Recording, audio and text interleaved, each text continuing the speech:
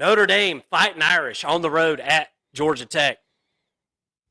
I've bet against Notre Dame several times this season, Mason, and I don't think I'm going to be doing it again, and especially not whenever they're going against Georgia Tech, the rambling wreck from Atlanta, Georgia, the one that can't stop the run.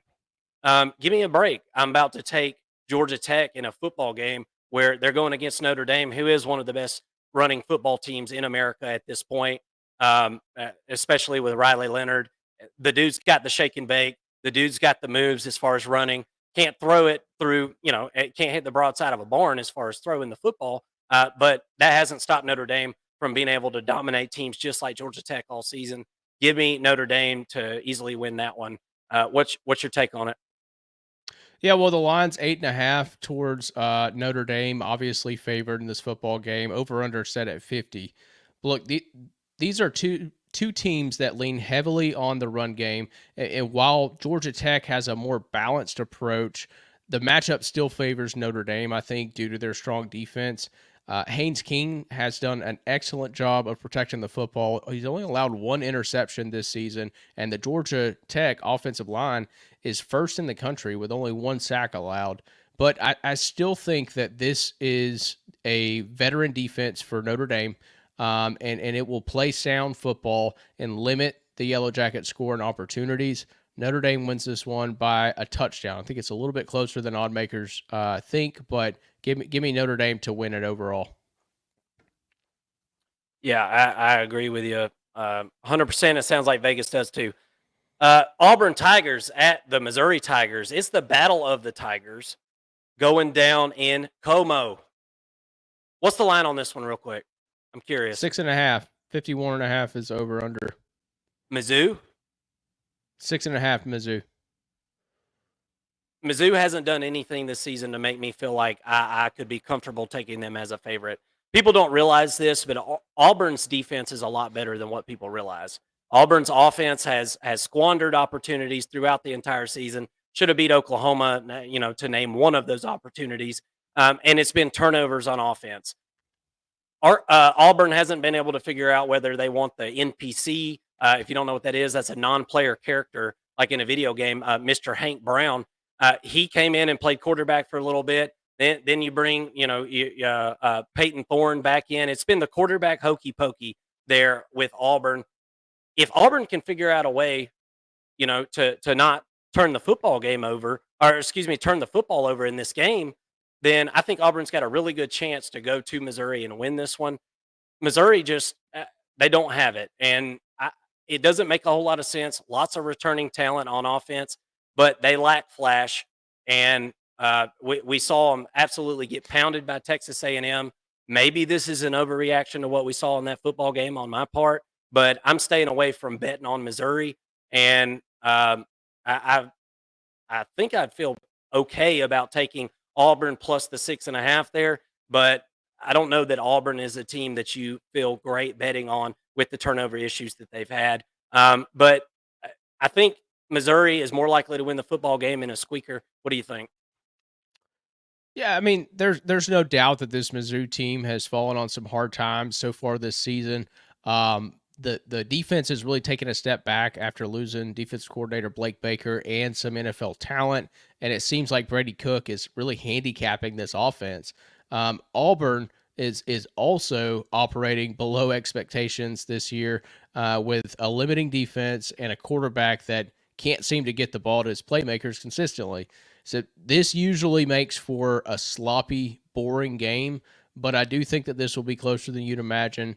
I've actually got Auburn winning this game. I think that they have a really strong performance in the run game. So give me Auburn. I like them on the money line this week as well. Yeah, Auburn has actually been very explosive on offense this season. If you can go look at some of the metrics and pass plays of over 20 and 30 yards, while it has been inconsistent from game to game, they have been able to break out and hit some big plays, but have struggled as far as turning the football over, and then been pretty bad in the red zone at times as far as touchdown percentage goes. Um, let's see here. What's our next game? South Carolina Gamecocks at the Oklahoma Sooners. It's the battle of the defenses. And it's two really good defenses. If you really want to look at it, look, guys, South Carolina has got a really good defensive line. I like some of the playmakers that they've got back in the secondary as well, and I call them playmakers because while South Carolina will give up some yards through the air, uh, they do have a secondary that is pretty opportune. They take advantage. They've been able to create some turnovers this season. Defense has not really been the issue for South Carolina this season. Offense has been the issue. And you could say the exact same thing for the Oklahoma Sooners. I think that South Carolina has a slightly better offense than Oklahoma has at this point. Oklahoma, obviously, Jackson Arnold didn't work out in that Tennessee game. He's been benched, hadn't been heard from ever since. The whole offensive game plan that was built up in the preseason totally came collapsing down. I'm sure Seth Luttrell has got to be nervous for his job there at Oklahoma as fans seem to be growing restless, a fan base that's been used to having dynamic offenses for years and years and years now is a defensive led football team. Brent Venables has really left his mark on this team, but I think he is an offensive coordinator away from this team being able to compete in the SEC or anything like that. I like South Carolina to be able to go on the road and win a really close football game. I think South Carolina, if I was making a line on this game, I would have South Carolina like a 2.5-point favorite, in my opinion. What is the line? I'm totally guessing, and I like South Carolina to win this football game. Yeah, well, the line's at 3 points favoring the Sooners, over under set at 40.5. So Vegas also thinks this is going to be a very low scoring game. And this should be a fun defensive game to watch. Both teams have been great at getting after the quarterback, and both teams have glaring offensive line issues.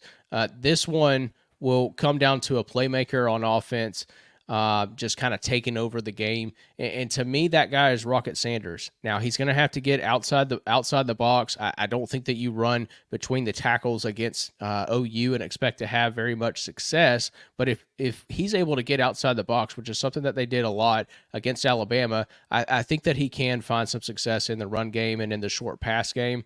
I've never wanted to say this, Mark, but give me the Cocks. Right? I think the Cocks are going to win this one. Yeah, I think it's a good spot for the Cocks, considering the fact that Oklahoma has, like I said, absolutely zero identity on offense there. And it's really a shame because it's the best Oklahoma defense that we've seen in years and years and years. Kansas State Wildcats at West Virginia Mountaineers. This is a really interesting one right here, man, and one that I think has got a ton of upset potential. West Virginia is a pesky football team, and you don't know what you're getting from week to week with Garrett Green at quarterback. This guy is an all-or-nothing quarterback if I've ever seen one, a Dollar General Brett Favre, if you will. Look, there was talk in the preseason, and they talked to Coach, and they asked him about Garrett Green, and he said, look, this guy completes 50% of his passes, whether we throw it 50 yards or whether we throw it 5 yards. So we're going to throw it 50 and hope that he connects on that 50% like he always does. That's this offense. It's a gambler's paradise, right? You win and die with some of the big plays. And I think that West Virginia, while it was kind of a slow start to the season, I think kind of an underwhelming start after what we saw last year, it was a big surprise. West Virginia was a big surprise last season. I think they're starting to figure some things out. We've all got to remember college football is a long season, and the most common thing to do as a college football fan or a bettor is to overreact. And you can't overreact too much to what we've seen. We've seen the worst of West Virginia. I think we still have a chance to see what could be the best of West Virginia this season. Kansas State, I think that was a pretty emotional victory last week, Mason. And I still am holding a grudge because I had Kansas State minus 3.5, and they did not convert for me. And I ended up 7-1 for the week instead of 8-0. So I am naturally ornery about that. And Kansas State absolutely should have covered against what is a terrible rushing attack from Colorado, negative rushing yards for the entire game. Look, there's no reason for me not to expect Kansas State to win here, but don't be surprised if you look at your scoreboard this weekend and West Virginia has got a lead going into the fourth quarter of this football game, and Avery Johnson and DJ Giddens have got to claw their way to a victory. Yeah, so Vegas has the Mountaineers as, or excuse me, well, I guess the Mountaineers are a 3-point underdog. They got the Wildcats favored here. Over under set at 54.5. I think this game plays out similarly to the Colorado game for Kansas State. Like Colorado, West Virginia has struggled against the run this season, giving up 130 yards per game, while Kansas State absolutely wants to run the football. They're averaging 241 yards per game, which is good for eighth in the country. As good as Kansas State has been at running the football, they have been even better at stopping the run as they rank second in the country in rush defense, averaging 71.7 yards per game. So if West Virginia wants to win this game, and that's not really their style anyways, they will need to find success in the passing game. But even there, when I look at the matchup, I think that Siegel and the DBs for Kansas State will be good enough to hold off the Mountaineers. Give me the Wildcats in this one. We like those Kansas State Wildcats, but I always get worried about Avery Johnson. Did you see Avery Johnson go down last week against Colorado? Did you happen to catch that, Mason? It was one I of the heard weirdest about it. Yeah. injuries I've ever seen. It looked like an oblique strain, completely debilitating injury that made him fall on the ground. It was on a follow through of a throw, kind of to the middle of the field there. Had to go to the locker room, had to be helped off the field, first of all. Went to the locker room, and then a few minutes later, you see the Goldilocks himself come with his hair flowing behind him, running back onto the field. Really, really bizarre. I found that really interesting. Maybe he got one of them old man cramps that I get every once in a while when I yawn too hard or something. Uh, Miami Hurricanes at the Louisville Cardinals. I'm done betting on Louisville. I'm going to tell you that right now. I feel like the line on this game should be 8.5. But I don't know what it is, Mason. So what is the line on this one? It's 4.5 towards Wow. Miami, 60.5 over under.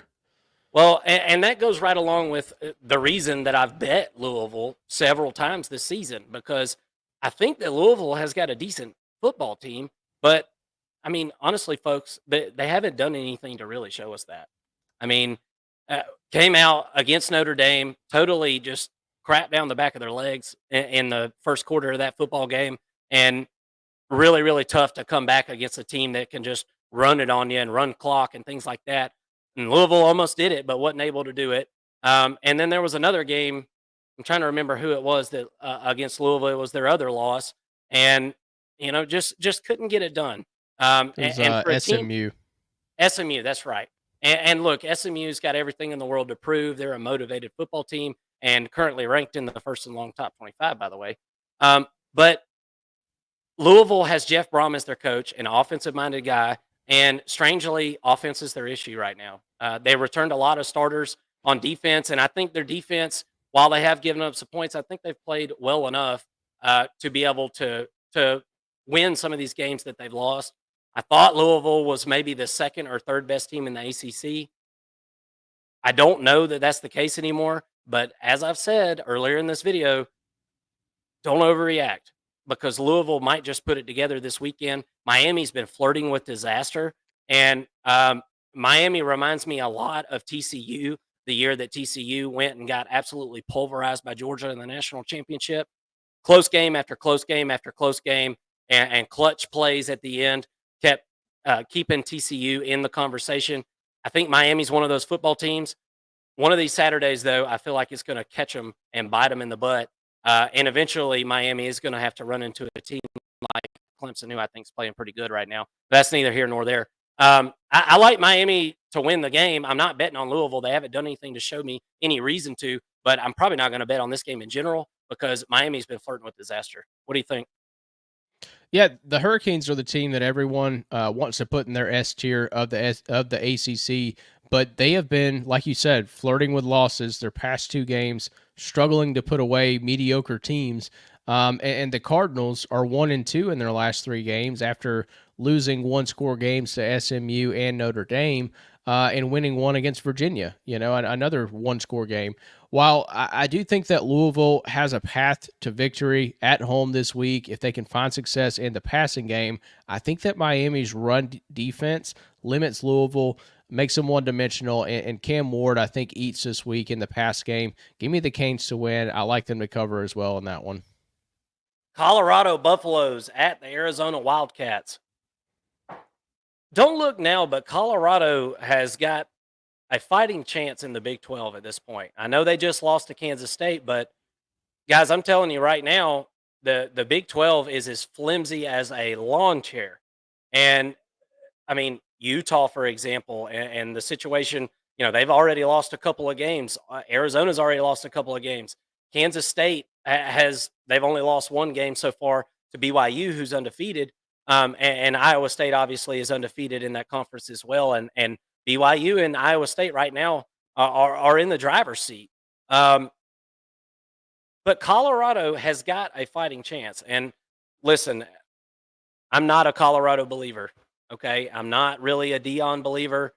I'm indifferent on Dion really at this point. I didn't love the way that he came into Colorado and did things initially, but it was really just a sign of things to come in college football. And really, more people have kind of followed suit and treated their football team in that manner. The problem is Colorado can't run the football, man. I mean, they can't run the football worth a flip. And I don't think Arizona's got a great defensive line, but I don't think you need a great defensive line to stop the run game of Colorado. And we're at the kind of the point in the season where we were last year when Colorado just completely abandoned the run. And I wouldn't be surprised to see that in this football game. Arizona, Tetaroa McMillan is a guy that, is a freak of leak. He's just an absolute witch there at wide receiver. What do you get out of him? Is he healthy? Is he hurt? Pretty much it's week to week with him. It seems like every week he is your prototypical diva wide receiver, in my opinion. Is he amazing? Hell yeah, he's amazing. When he's on, he's damn near unstoppable. But Noah Fafita stares him down constantly, Mason. That's Noah Fafita. It's either throw it to Tetaroa or he just doesn't get through his progressions. And I think part of it is the fact that Arizona's offensive line is really shoddy. They've played a good game or two this season, but they're terribly inconsistent. What is the line on that football game? Because I can't even think of it in my head. I feel like this is like a pick 'em.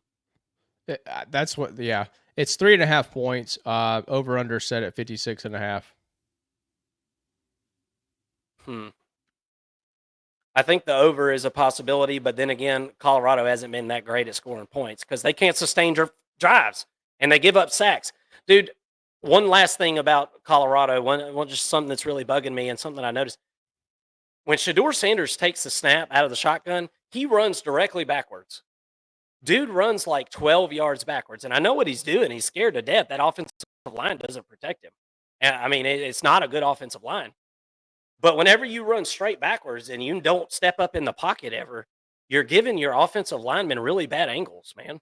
They're trying to block from the side, essentially. Quarterbacks step up into the pocket or go 3, 5, 7-step drop for a reason. It creates a kind of an arc around you.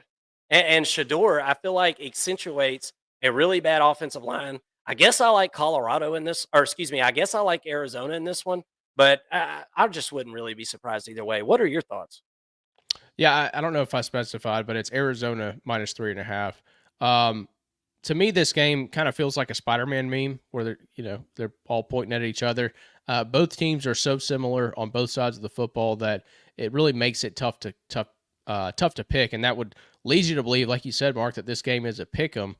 However, Noah Fafita is playing some of his worst football as of late. He's had 6 interceptions in the last 3 games, averaging just 56% completion.